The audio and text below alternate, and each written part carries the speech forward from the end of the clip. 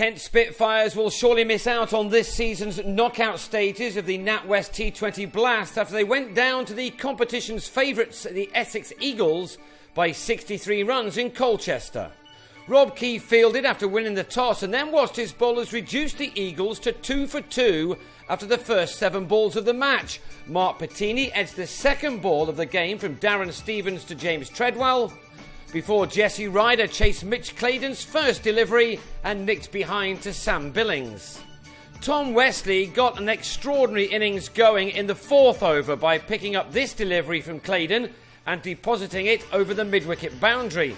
He also went after Fabian Cowdrey, smashing the left armour for 4 successive boundaries in the 6th over, by the end of which the Eagles had made a score of 47 for 2, Cowdrey's first over costing 16 of them. Wesley reached his 50 off 33 balls in the 8th over and then went after Adam Riley, his second maximum, taking his side to a total of 84 for 2 at the halfway stage of their innings. It was all fairly ordinary T20 fare when Ravi Bopara holed out off Riley for a runner ball 23, with the score on 94 for 3 in over number 12. But that wicket meant nothing to Wesley, who went after Cowdrey again, this time easily driving him over extra cover for his 3rd 6. And number 4 followed in the very next over, the 14th, as the 25-year-old rapidly moved into the 80s, hardly an overpassing by now without a double-figure score coming from it. It was fast becoming a phenomenal display from the Essex man, who reached his 100 off only 55 balls, his second 50 coming off 22. This was the first ever T20 game to be held in Colchester, and a good crowd were being treated to some extraordinary shots, with James Foster now joining in. Wesley was possibly thinking about breaking some records when he was finally dismissed, as he failed to time a shot at last and was caught by Billings off the excellent Claydon for a 58-ball 105. Claydon ended with the superb 4-over figures of 2 for 23, but Ben Harmison's 3 cost 62 runs, with an incredible 32 of them coming off the last over of the innings. If the crowd thought they'd seen everything from Wesley, then they were mistaken, as Ryan Tenduscarter blasted 4 maximums off 4 legitimate deliveries from Harmison. The last over had started with the Eagles on 177 for 4, but they then flew past the 200 mark thanks to Tenduscarter, who just about middled everything. Let's hope that the mayhem doesn't affect Harmison going forward. He at least picked up a wicket with the last ball, Tenduscarter chipping to Alex Blake, but after making 37 off 15 balls, he'd taken his side to an imposing total of 209 for 5, Foster also making 36 off 23.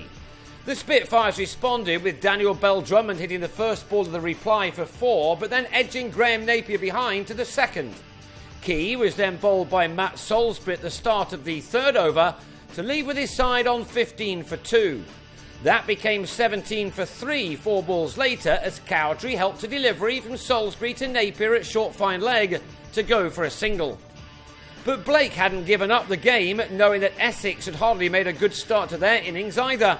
The left-hander picked up where he left off from the night before in Hove by striking 2 early maximums off Tim Phillips and Napier. He was going for it from ball 1. He added a 3rd 6 off just his 9th delivery to help his side reach 53 for 3 at the end of the power play, and we still had a game on our hands. This was top-class batting again from Blake. But this time he couldn't go on, and he gave Ryder the first of his 5 wickets by finding Greg Smith on the rope to go for a 29 made off just 16 balls. It was now a case of hit out or get out for the Spitfires.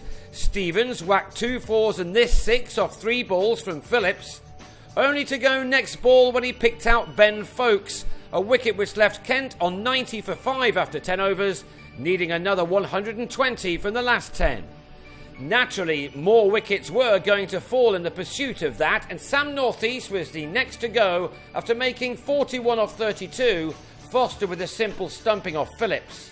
Yet there were more big shots still to come. On many other days, these from Billings would have been good enough to win a game. He took on Smith quite brilliantly, with these 3 monstrous shots all coming off successive deliveries. The Spitfires were not going to go down without a fight against a side which had won 8 of its 9 Blast games before this one. That one over from Smith went for 23 runs. With the target down to 82 off the last 42 balls, the game was pretty much finished off by Ryder. He began the 14th over by having Billings held by Tenduscarter after making 25 off 10, before the Kiwi bagged 2 more wickets at the end of the same over. Treadwell gave Tenduscarter another catch, and then Claydon was bowled for a golden duck. In one over, Kent had slipped from 128 for 6 to 132 for 9. Harmison struck the 19th 6 of a remarkable game of cricket before Riley perished in the 16th over to give Ryder the crazy figures of 5 for 27 as the Spitfires were all out for 146. It meant a defeat by 63 runs and leaves Kent 3 points out of the top 4 in the South Group with just 2 games to play, the next being against Somerset back at home next Friday. I guess it's not over until the fat lady sings though.